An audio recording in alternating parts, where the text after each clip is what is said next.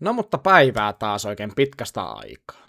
Tai no, pitkästä aikaa, kuukausi, voi olla joillekin, että mitä vittua sä ja höpiset siinä, että se on tosi lyhyt aika, mutta taas jotkut ajattelee, että no vittu, en minä tiedä mitään muuta ajattelee. Tosiaan tää on tämmönen vlogin tynkä, tämä video. Tässä ei tule näkymään mitään Call of Duty liittyvää sisältöä, niin kuin olette ehkä aikaisemmin tullut näkemään. Ja te, jotka ootte pelkästään tämän otsikon taustalla, eikä tätä kiinnosta helvettiäkään, mitä mä tulin tässä aluksi höpisemään, niin mä jätän teille timestampin tohon ja kelatkaa vaan siihen, niin päästä sitten katsomaan se, mitä olette halunnut.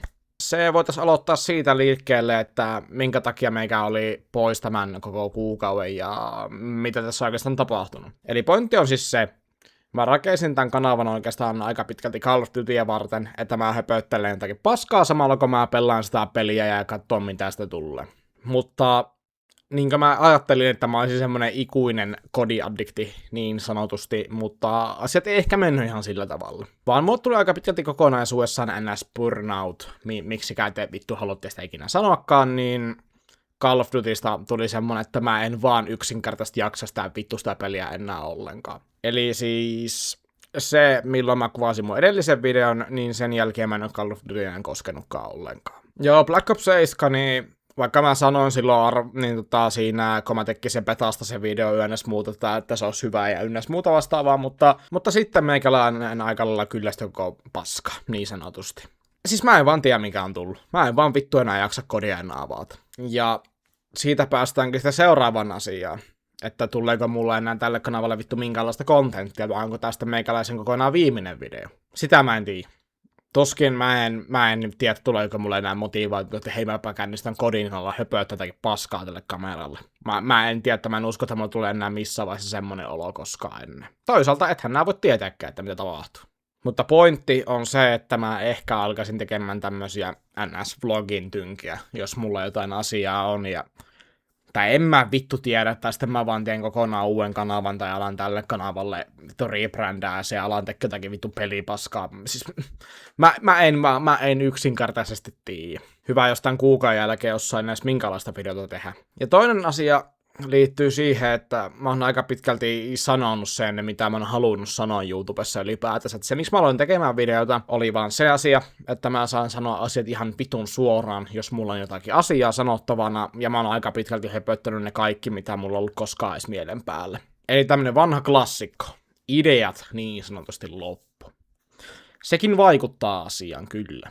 Se, että mulla ei yksinkertaisesti ole kodiin minkäänlaista motivaatiota tällä hetkellä, niin mä en kuitenkaan halua alkaa puskea mitään väkisin tunnettua paskaa. Sen takia, että joo, algoritmit lähtee vittu pyörimään kunnolla. Vittu varmaan YouTubekaan edes tiedä, mitä se tarkoittaa, se algoritmi. En itsekään tiedä, mitä se tarkoittaa. Joo, mä alkaisin puskeen teille videota tämmöistä väkisivännyttöä paskaa, mistä jokainen tietää sen asian, että hei, tää on väkisivännyttöä paskaa ja tälleen näin, että mä saisin sitä feimiä ja saisin vittu seuraajia tälle kanavalle. Voi vittu nyt oikeesti. Vaan tää on tämmönen harrastus itselle ollut, mitä haluan tehdä pitemmän aikaa, ja mulla oli siis silloin lista ideoita, kun mä pistin tän kanavan pystytä, mitä mikä tulee tekemään. Mutta nyt ne on aika olla saatu kassaan, niin mä en tiedä tosiaan, että tuleeko enää tälle kanavalle yhtään mitään vai mitä tapahtuu, mutta hei, koskaan näet voi tietää. Ehkä mulla onkin sitten vittu kuukauden päästä kun hirveä lista taas, mikä mua ärsyttää tai yhdessä muuta asiaa, ja sitten mä vaan niinku läimäyttelen niitä suurin piirtein. Ja paha sanoa, että nää voi koskaan tietää. Nyt kun me ollaan tää alkuhöpinät saatu pois alta, niin voitaisiin sitten hypätä suoraan tähän asiaan, mitä mulla oli mielen päällä. Se asia on, että vittu mun usko ihmiskunta on niin oikeasti mennyt. Mä luulin, että mä en tällaista paskaa ennen näkisi ollenkaan niin YouTubessa tai ylipäätänsä missään asiassa, mutta valitettavasti mä olin väärässä. Eli siis tubettaja nimeltä Snuikku julkaisi videon, missä se kertoi, että hänet on raiskattu. Nyt sitten tuli video siitä hiljattain, että siitä tuli tuomio siitä asiasta. Tekijä joutui linnaan, hyvä asia. Saahan tommoista helvettiä meidän yhteiskunnasta, vois vaikka hirttää itsensä, se on mulle ihan vitun sama. Haet vaan huomiota ja tällaista ja rahaa tällä sun tempullas.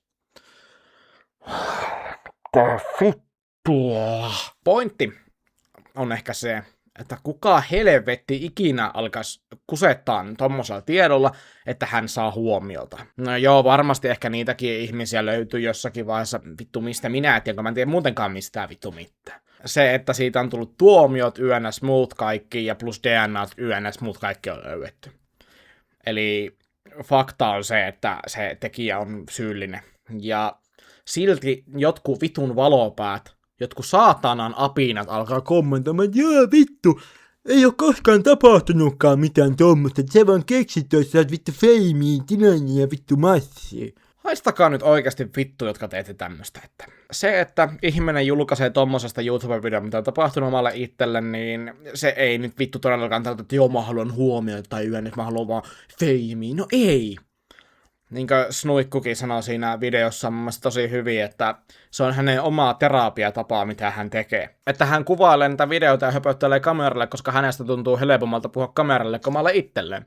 Minkä mä ymmärrän, tosi hyvin, ei siinä mitään. Ja sitten tuli taas tämmöisiä todella viisaita kommentteja, että mikset vittu työntänyt sitä pois, kun se tuli. Te vitun runkkarit, jotka ajattelette tolla tavalla, niin te ette ehkä tajua sitä asiaa, että siinä ihminen menee ns. Shokkitilaan, kun tommonen tapahtuu. Jos sun vittu koskemattomuutta on rikottu, niin ihminen menee shokkiin ja te, jotka ette tiedä, mitä se tarkoittaa, niin se tarkoittaa ylipäätään sitä, että ihminen ei vittu kykene ymmärtää mistään mitään, eikä pysty tekemään yhtään mitään. Vetäkää alahuulin niskan taakse, jotka aattelee, että ja sitten olette työntekijä pois, no onhan se vittu vielä helppo sanoa kotisohvalta, vittu pleikkarin tai kaljan tai suklaalevy tai vittu vaikka pumpatavan Barbaran vierestä, niin on vielä helppo sanoa tommoista asiaa, että joo, työntekää vaan vittuun, te tietää. Ei se vaan mene noin. Tarpeeksi järkyttäviä asioita tapahtuu ihmismielelle, niin ihminen menee shokkiin. Se ei kykene vittu tekemään yhtään mitään enää missään vaiheessa. Ja silti ajatelkaa oikeasti, että tommosia ihmiset, että no minä kaisin tuolla, niin minä sen työntänyt se vittun tai jotakin muuta. Kuten mä sanoin, helppo te on sieltä vittu Fortnitein niin ruudun eestä huuella niitä asioita, koska te ette tiedä vittu mistään mitään, mistä te edes puhutte. Pointti on se, että vittu yksinkertaisesti pitäkää ne turvat kiinni, jos te ette tiedä edes asiasta, mistä te puhutte. No mutta hei, positiivista on se, että niin tekijä sai tuomion ja asia tuotiin julki, koska nämä on semmoisia asioita, mistä mun mielestä ei koskaan voi puhua liikaa sosiaalisessa mediassa. Se on vaan mun mielestä hyvä asia, että näitä tuon ilmi näitä asioita. Koska nämä on vähän semmosia tabuja ollut niin sosiaalisessa mediassa, että näitä ei puhuta. Ja enkä ole sinänsä yhtään ihmettele, kun jotkut ihmiset on niin vitun jälkeen jääneitä retardeja, että ne ei vaan tajua mistään mitään. Että ne ajattelevat, että joo, kyllä minä tekisin näin. Kun te ette vaan yhtään tiedä, mistä vittu te puhutte. Niin se on mun puolesta vaan hyvä, että näitä tuodaan niin sosiaalisen median ilmi näitä asioita. Joo, se voi olla tosi häpeällinen asia monelle ihmiselle yönes muuta. Sillä mä nostankin vittu peukkuja ylös niin ihan ja respektiä Snuikulle, että hän uskaltaa kertoa näistä asioista. Siis kun mä katsoin ton videon, niin mä en vaan yksinkertaisesti voinut enää vittu katsoa sitä sivusta, että se kertoo, että porukka vaan vittu paskaa tulee niskaan tommoselle, joo huomiohakua. Eiköhän porukka keksi pikkusen parempaakin niin huomiohakua kuin tuommoinen, että ei vittu kukaan voi valehella tuomareille yönnäs muille, että siitä tulee tuomio. Vittu miettikää sitä omassa päässä niin ihan oikeasti, se ei vaan ole mahdollista. Jos niin todisteet ja puhuu puolesta, vittu vikiskää vaan saatana, mutta kun te ette tiedä mistä puhutte, niin yksinkertaisesti kasvakaa vittu muutama vuosi ja miettikää sitten asioita uudelleen. Tämmönen video tällä kertaa ja mä en oikein keksi mitään sanottavaa enää tähän, että se mitä tulevaisuus tuo tullessaan, niin saapi nähdä, mutta katsellaan sitten joskus, jos mulla tulee asioita vielä mieleen.